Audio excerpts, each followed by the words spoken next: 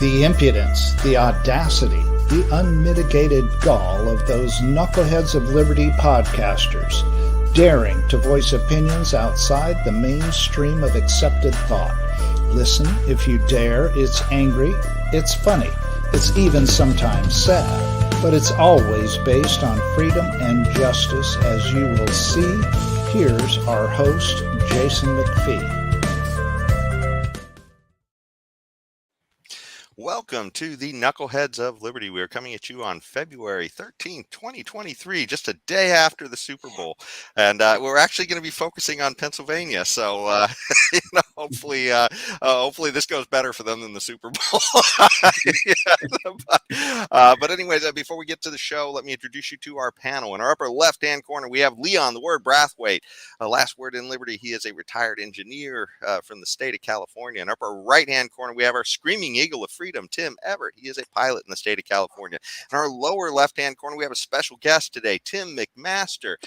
He is the Township supervisor of Conewago, Pennsylvania. So we're going to get to hear about him. This is part of our Libertarians in Office series, where we want to introduce you to people who are actually out there on the front lines doing the job, putting these ideas into action. So let's talk to Tim. And by the way, James, can I bring up the visual as well here too? So here is Tim's webpage. He is currently the township supervisor. He is, the township auditor. He is running for supervisor, and so he's out there trying to make a difference. And let's hear a little bit about it from real quick too. Just let's see a little bit how Pennsylvania is doing on liberty too as we go in here. So Pennsylvania, that's about right here. Here's our Cato map. They're 14th, so they're not actually doing that bad. So this sort of tracks over time how they're doing, and it is kind of a mixed state. Republicans, Democrats, a little bit of a mix, and we can see here their House of Representatives, people for Washington. It's kind of a mix there. But the senators are both blue, and we just saw Fetterman just got elected. So, sorry, Tim, take it away. Tell us a little bit about how what made you decide to run there in Conewago. So, gentlemen, first, it's an honor and a pleasure for me to be on here with you today. I'm glad you corrected the supervisor versus auditor thing. I didn't want my first words here to be correcting the host. That's always generally bad form. I first came to Liberty and the Libertarian Party. Actually, it was in the summer of 1991. I was attending the Great York Interstate Fair, and the Libertarian Party of Pennsylvania had a booth there.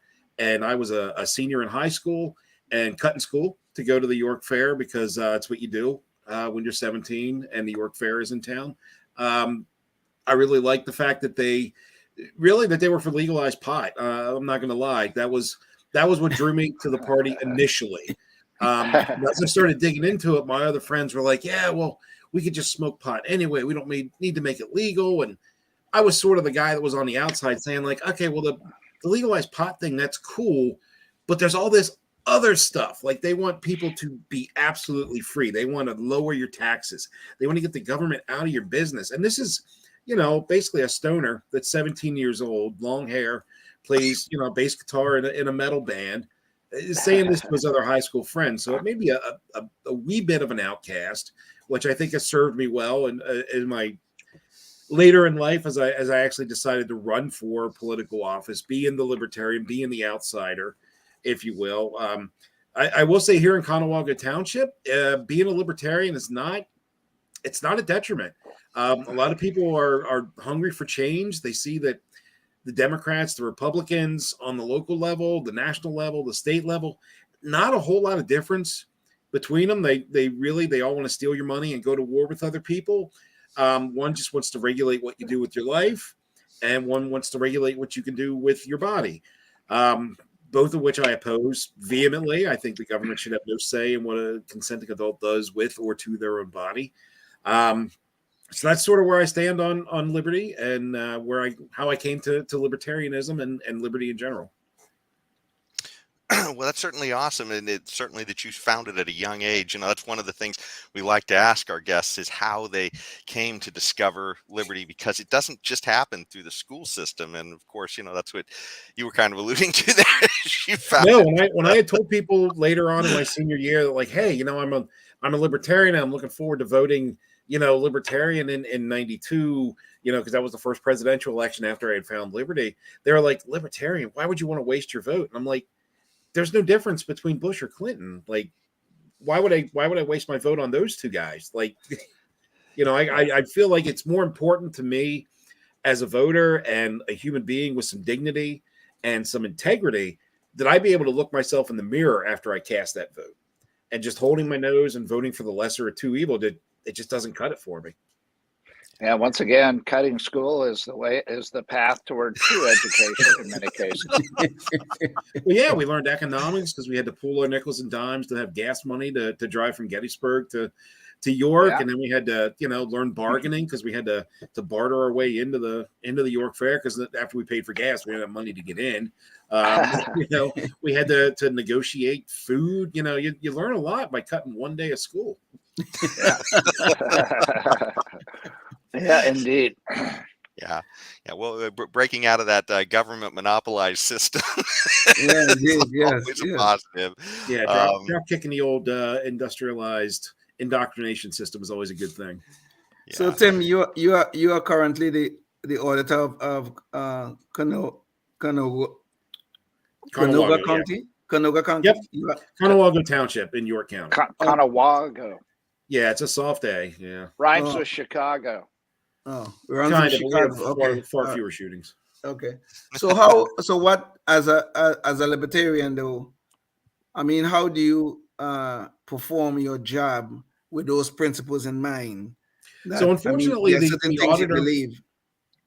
Oh, sorry. So unfortunately, the auditor position at the township level doesn't have a whole lot of what you would call power. Like, we get to approve the township supervisor's salaries, and we get to approve the insurance bond amount, and there's little things that they let us have, but due to the Pennsylvania State Code for townships, and this is a Class B, I think is what they registered as, a Class B township, we have to actually have, as a township, we have to have an external paid auditor company.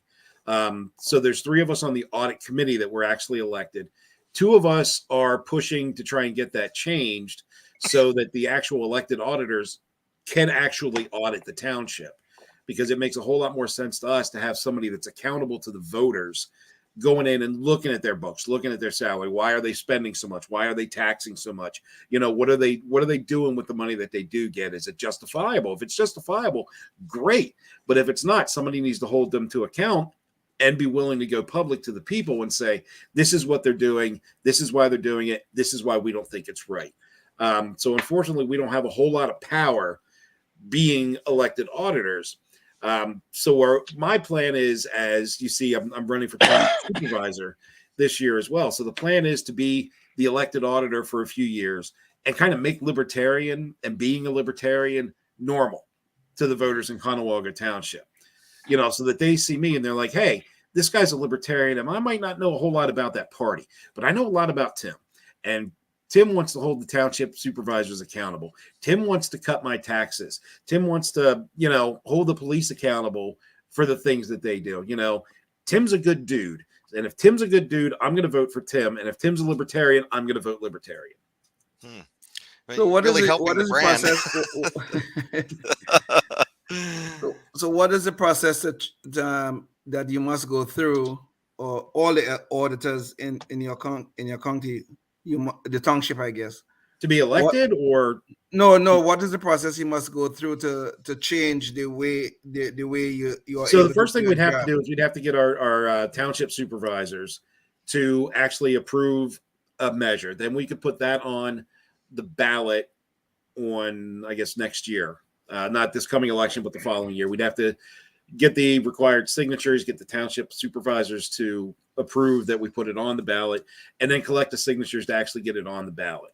At that point, Conewago Township could, in fact, fire their paid auditing firm and could actually direct the auditors to do the actual audits.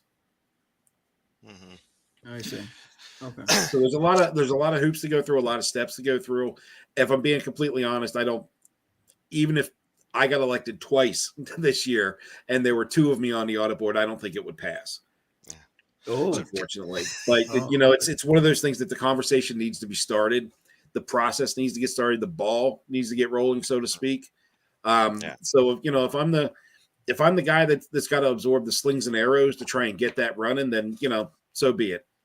okay. You know, I'm a strong guy. I got broad shoulders. I don't mind carrying the load for a while. Well, you know, it sounds like the deck is just sort of rigged against change. You know, I mean, the idea that they have this set up there, you're elected to do this job, and yet, you know, you can't even really grab the levers and do much about it. Yeah, You know, exactly. It's pretty autopilot. much the duopoly. It's the duopoly pretty much protecting themselves. Yeah. You know, it's a way to give people, because honestly, of the three that are on the audit committee now, I'm the only one that was actually on a ballot to get elected. The other two had 12 people that they were friends with that wrote them in, and that's what got them elected. You know, myself as a libertarian, I would, you know, here in Pennsylvania, we do this thing you may be familiar with called the Moulton Maneuver, which gets a lot of libertarians elected to these sort of lower level, what I like to call entry level elected positions. So what we do is we wait till after the Democrat and the Republican primaries, because there's a gap between when the ballots are finalized and when we can still collect signatures to get on the ballot, since we're a third party, we're a minor party here in Pennsylvania. So we see the offices that don't have a Democrat or a Republican that ran in that primary, which essentially means that's an open seat. Nobody's on the ballot for that. We go out and collect the 15 to 30, sometimes 40 signatures we need to get on the ballot. And that's almost a guaranteed win at that point, because if there's nobody on the ballot, some people will just vote for whatever name is there. And it's unfortunate that people do that. But it's a way to kind of, like I said, in my situation, it's a way to get a libertarian into an elected office and show people that being libertarian and practicing libertarianism and the values of liberty is not some crazy extremist ideology. It's basically what the founders intended. Mm-hmm. And can they, when you run for this position, do they see on the ballot it's listed as you're a libertarian? Yep, That's absolutely. Awesome. Okay. Yeah.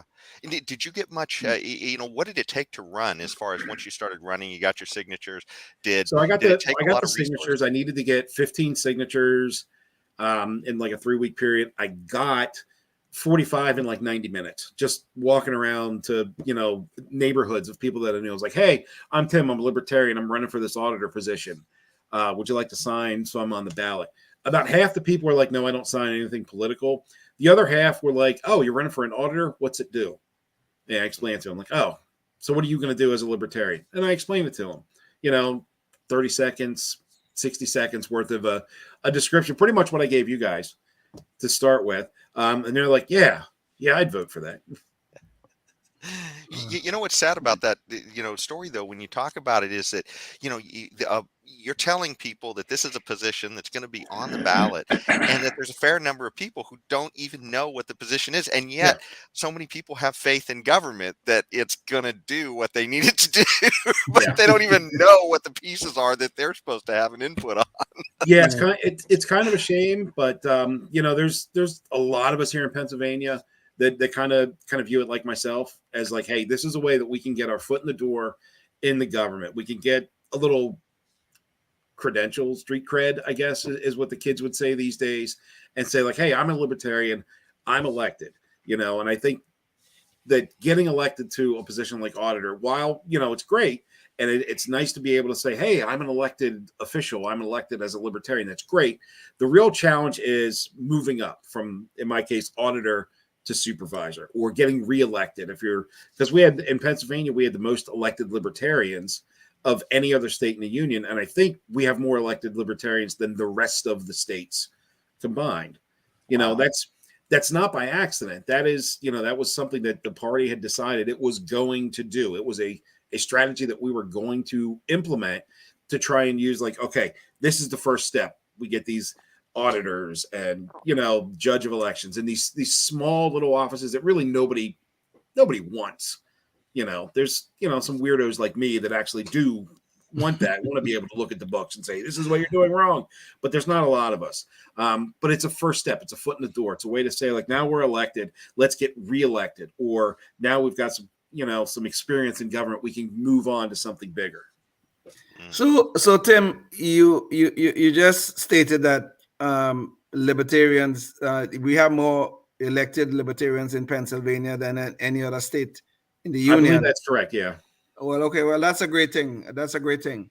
But the question that I really have is that how are the libertarians who are elected, how are they doing in terms of upholding the principles of liberty in at least in the performance of their job? I mean, we know politics is the art of compromise. So how much compromise is going on, or are we seeing good results in terms of they trying their best to uphold the principles of liberty? For the most part, most of the elected libertarians in the state are doing the right thing. They're fighting the good fight, as we say. They're doing as much as they can in their positions. Like, for instance, in my position, there's not a lot I can actually do as a township auditor to impact that change. One thing that we did do is we lowered the insurance bond from our township by $50,000. Doesn't seem like a lot, saves the township money every month on the premium. We're trying to get the temporary employee salary lowered from what it was to something that's actually more in line with salaries in the area for those positions. We lost that fight because the supervisors really pushed back hard on it. But it is what it is. It was a fight that we were willing to have for that. And it's one of the few things that was within our power. So I think most of the elected libertarians in Pennsylvania are fighting the good fight and doing what they can where they are. It's just the system is so geared to keep us down, to keep any kind of what they view as an interloper out, that it's tough. It's tough to get a foothold in there. So you do have to, there's a certain amount of compromise that you have to have, but you still have to have a backbone and fight the fights that need fought. Mm. One of the things I was going to ask you too about, and this is, you kind of alluding to this with all these libertarians getting elected, but how much support do you get from the Libertarian Party there? And it sounds like the organization is pretty strong in Pennsylvania.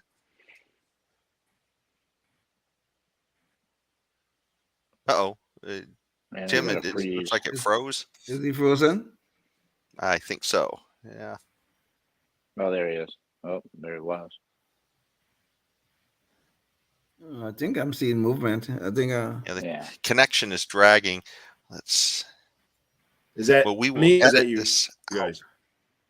I think it's you because we can all see each other. So I think you were dragging a little bit, but I think we're hearing you now. So I'll just re-ask that question. We'll edit out that area of it. Mm-hmm. With so many libertarians getting elected there, what kind of support are you getting from the Libertarian Party, and how strong is the organization there in Pennsylvania? So in Pennsylvania, the organization is really strong.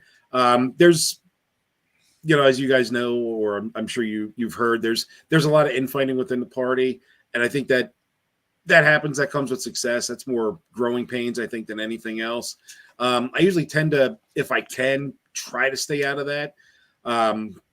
Having run for lieutenant governor last year as the LPPA candidate, it was a little tricky to stay out of that. But as far as the national party, most of the candidates that I've spoken to that are on my level neither sought nor wanted any help from the national party. We figure they have bigger fish to fry than us. We're sort of more the do-it-yourselfers. I know for myself, I am. But as far as getting support from the state party, like the state party has pretty much had my back on everything that I've run for in the last 2 years. Like I said, I ran for lieutenant governor here in Pennsylvania last year. The year prior to that, I ran for state senate. So there's been a lot of good support from the state level. And what would you say is the first step if somebody is watching you and they're saying, "Wow, I want to do this too. I want to make a difference." Contact the state party. Is that what you would recommend? And see how? No, actually, as a matter of fact, I would say don't contact the state party first. I would say contact your local affiliate first. Like everything in the LPPA right now is sort of geared towards making the local affiliates as absolutely as strong as they can. It's a real kind of bottom up feel here. That's probably the best advice I can give is seek out your Libertarian affiliate in your local area. Talk to them. You know, if you're willing to put in any kind of work, they have jobs for you. Okay. Well, you know, you've also run for lieutenant governor there, Yep. and so we've been talking about the local level all this time. But what was different about running for lieutenant governor, and what were some of the challenges you faced in that? It was a hell of a lot more expensive. I will say that.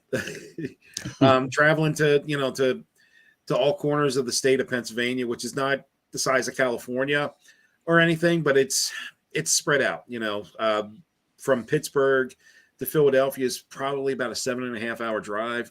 I'm kind of lucky in that I'm just south of Harrisburg, where I'm at here, so sort of about the midway point between the two. So that was pretty good. Just catch the turnpike and ride it either way.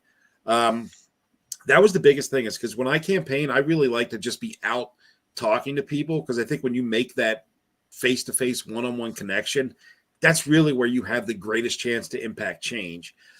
Doing media and everything, like, that's fun and that's nice, and you have to do it, but you really have to just be out there pressing the flesh. You know, as my dad used to say, I was out shaking babies and kissing hands. You know, so that was the biggest thing, was finding the time to squeeze that all in, because, you know, while I was running for lieutenant governor, you know, I'm also running the farm here. I have a full-time job. I have a wife, 2 kids, 2 grandkids. You know, there's not a whole lot of hours in a day when you start breaking it down and say, I need 2 hours here. I need 2 hours here. You know, I need 8.5 to 9 hours for the day job here. And, you know, and I would kind of like my kids to not feel abandoned. So, you know, there's a lot to it. It's finding the time to squeeze it all in was probably the biggest challenge that I had, you know, and I didn't want to commit to it and give any less than 100%, because I felt it would have been dishonest to everybody that was supporting me, or everybody in the state party that was behind it, and they were putting in the work. So I figured if they can do that, the least I can do is show up and make the effort and do the things that need to be done. Get out there and shake hands. You know, if I have to take a whole weekend and drive out to Pittsburgh and sleep in the back of my car just so I can shake, you know, 100 more hands on a Saturday afternoon and then drive back Sunday morning, like, that's fine. I'll do it. You know, it's the same for, you know, Erie or Pittsburgh or up to the Poconos. You know, whatever I would have had to do to get to that, I was willing to do, because I figured it's the least I could do, you know, for the other folks that were putting in the work as well. So when you were running for lieutenant governor, how was the reception to the principals? To the principals, great. Until, you know, people start saying, oh, well, you're a libertarian. I don't know if I can support that. It's like, well, you just said you agree with everything that I said.